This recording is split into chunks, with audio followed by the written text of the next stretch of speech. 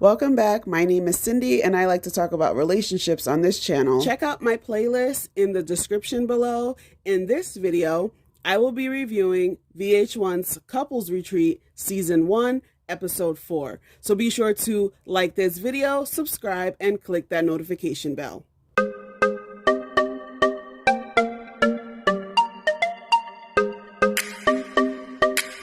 So in this episode, the couples take a dip into their past, and one of these couples is having a baby. Let's get started.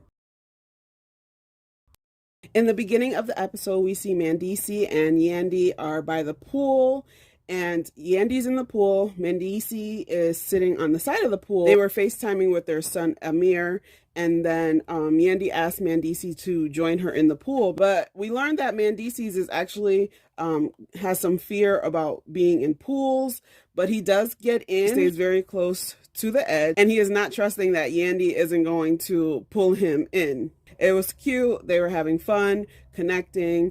And then we see that Delicious is talking to her diary cam, and she's saying how disappointed she is because Raymond fell asleep after they had their first date on last episode, and she is concerned because she doesn't want sex to feel like it's an obligation. So AJ sits alone with Raymond, and she mentions in her confession that it can be a challenge when the quote-unquote normal guy gets with a really sexy woman. Raymond initially felt like AJ was confronting him. I wouldn't really say she was confronting him because, I mean, she wasn't really aggressive. She was just trying to help, but it was a little strange. And AJ was saying how she has witnessed how comfortable Delicious is in her sexuality because last episode she was shaking that big booty around for the ladies by the pool. She's a fan and she wants Delicious to teach her a thing or two. Raymond does admit that their relationship is not as sexual as it was before they got married. He says that Delicious has OCD. And I was kind of wondering why he brought that up because, I mean, OCD, he's saying how she likes to rearrange, but she wants to get it popping in the bedroom. So what does that have to do with the living room furniture? I don't get it. He does say that he is trying to learn how to please Delicious, but he feels like she's always chastising him. Now, I mean, she is an alpha female. I think she needs to kind of take a step back and give him that space because he's saying that, you know, she needs to be patient with him. And he also mentioned how after he was released from prison, he was married before, he has a child. So this is not his first rodeo. It's just that Delicious is a bit more aggressive and he's not really sure how to handle that. AJ suggests to him to think outside the box and, you know, be spontaneous. But he seemed confused. So she told him, you know, foreplay does start in the morning, not just when you're ready to get it popping. He told AJ he doesn't know what Delicious really wants, and he's aware that her frustration level can grow and their marriage can become toxic. Hopefully he'll get it together. Then we see that Princess is actually in her diary cam, not as depressed as she's been the last couple of episodes. She's saying that her and Ray J are making progress, and she appreciated that he had apologized. She said that was the first time ever, but I do recall him apologizing a couple of times when they were on Love and Hip Hop. So I guess this apology hit different this time. So we see that the couples are having a nice outdoor lunch, and Ray J and Princess show up holding hands. And here go Michael with his jokes, talking about some Whitney and Bobby are back. I cannot with him. Like, he's just team too much. And Yandy, of course, with all of these little surprises, she brings forth a medium. Now, she says that the medium is also a pastor. I was a bit confused because I thought those were kind of two different worlds. And Michael was triggered. He was not here for it. He said back in his country, this is called witchcraft. As she sits down, she asks the guys if one of them had lost their mom. And Kirk admitted he lost his mom. Then she brought up, she felt like there was a baby that was lost, and Rashida started to get emotional. She got up from the table, she walked away, and the producer was asking her about, you know, why she was so emotional. She chose not to share any details, and Kirk walks over there. He seems very like checked out and cold, and he basically tells her to get her act together. So she quickly dried her tears and they went back to the table. I mean, I cannot imagine how it feels to lose a baby, and my heart goes out to all women who experience this. Princess had gotten emotional when the medium was asking about losing a baby. So the medium asked Princess, had she lost a baby? And she said yes. And she asked, was the baby with Ray J? And she explained that it was with her ex. She also said in her confessional that this is something that she hadn't told Ray J.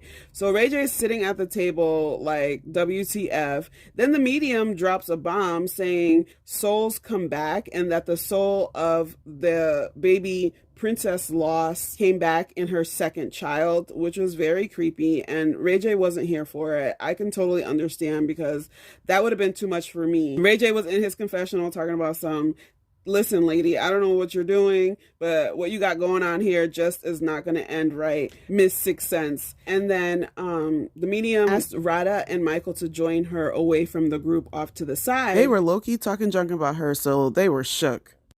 And Rada was saying how she's worried that the medium is going to tell her that they don't belong together. Girl, you don't need the medium to tell you that. That's something that you probably already know deep down inside. But when they sit down, the medium asks if they had any kids together.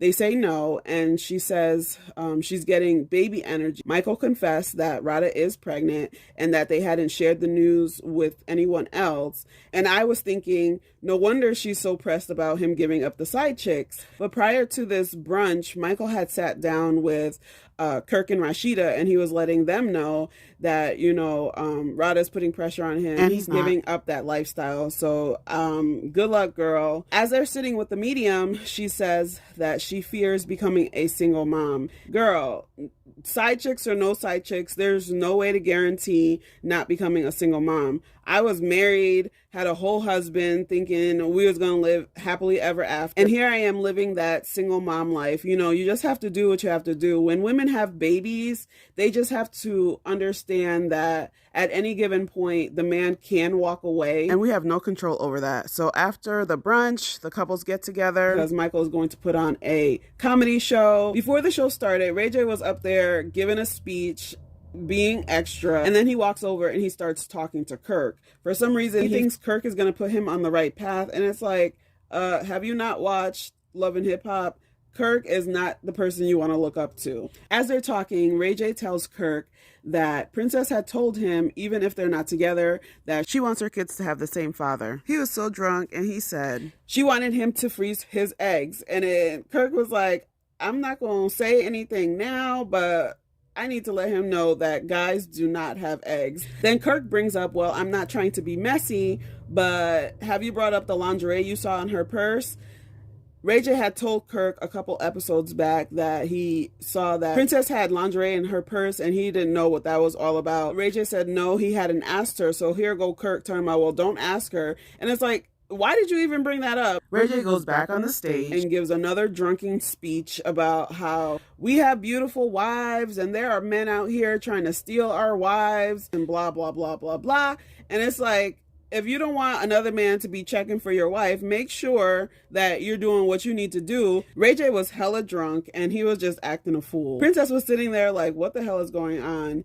Then we see Yandy in this weird red vest, like as if she's the captain of a marching band. She introduces Michael and he immediately starts clowning Yandy because she had like this Marilyn Monroe blonde wig on with the weird red vest. So he said something about that.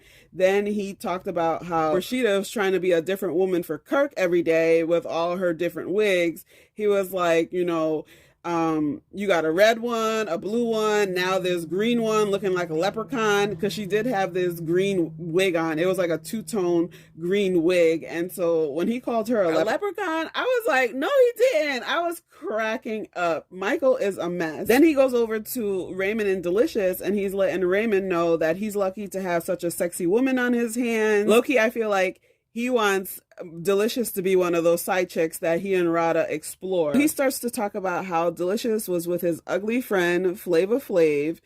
And Ray J chimes in and talks about, well, you guys look like twins. I was freaking cracking up because low-key, they do look alike.